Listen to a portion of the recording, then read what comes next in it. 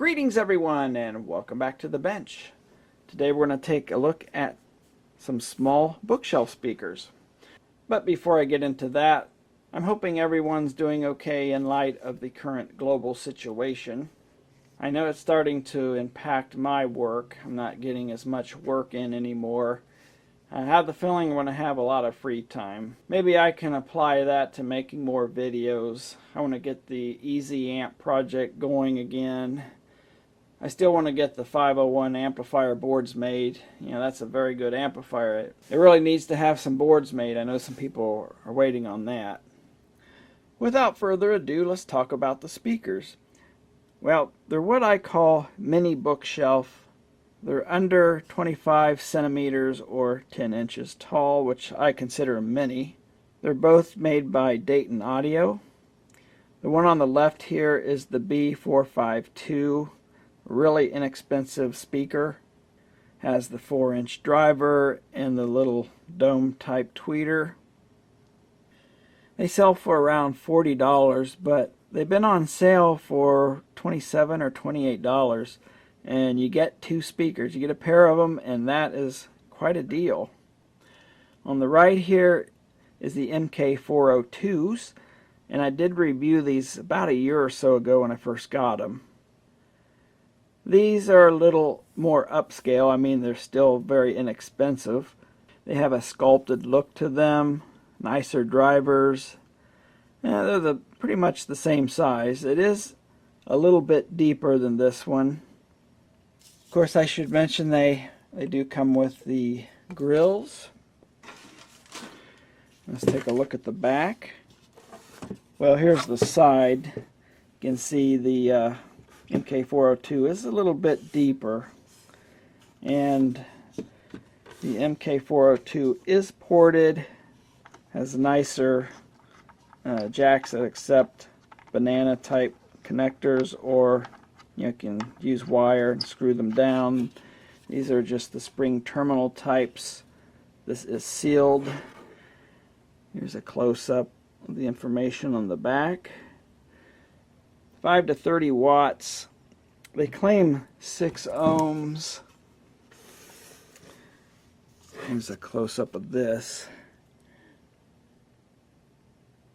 These claim to be 4 ohms, 5 to 40 watts. Now, to throw a wrench into the work here, they did update these. You know, of course they update them after I buy one. They've been on the market for a little while, but I finally bought a pair after seeing some reviews. And what they did is they updated the crossover. It's the same speaker, they just improved the crossover. They're trying to improve the sound of these even more. And believe it or not, for the price of these things, around $63, the new version, which is the MK402 X, it just has an X in the name now, has a 7-component crossover. I think this one has like a 5-component crossover, which is still amazing for the price point. This speaker here just has a single capacitor for the crossover. The woofer is directly connected to the terminals. Okay, measuring the DC resistance of the speaker. Of course, in this one the driver is connected directly to the terminals, and the capacitor blocks the DC of the meter from seeing the tweeter. So we're just seeing the woofer in here, and we're getting 6.2 ohms. And that's indicative of a 8 ohm driver. So I'm not sure why they're calling the speaker a 6 ohm impedance.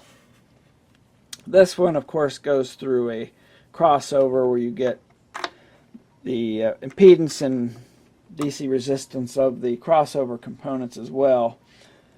But yeah, it's very low. That's definitely indicative of a 4 ohm speaker. If the amplifier is not capable of handling 4 ohm loads, you can potentially damage the amplifier, or put more power into the small speaker than it's designed to handle. Okay, so what I'll do now is hook the speakers up through an A/B switch. I'll just use my little, what I call the lab amp, this little LM1875. And I'll record it with this, a little Olympus audio recorder, PCM audio recorder. And like I always say, you can't really get a true idea of the sound because of the quality of the recording equipment, room acoustics, and everything else going on here. But it'll be a comparison. You might be able to hear some of the difference between these speakers. Okay, I have the music recorder set up on the tripod, aimed about midpoint here between the woofer and tweeters. I have these set at the edge of the table here so they don't get any reflection effects. Makes a big difference when they're moved back. You get some reflections and it colors the sound quite a bit. Amplifier setup here, AB switch, YouTube safe music. Of course, like I always say, I'd like to play my own music, but I don't have that option because of the copyright claim system. But I think I have a pretty decent recording. I mean, as far as the sound quality goes, it has good bass and good mids and highs and all that. So go ahead and start the demonstration, and I'll indicate which speaker is playing.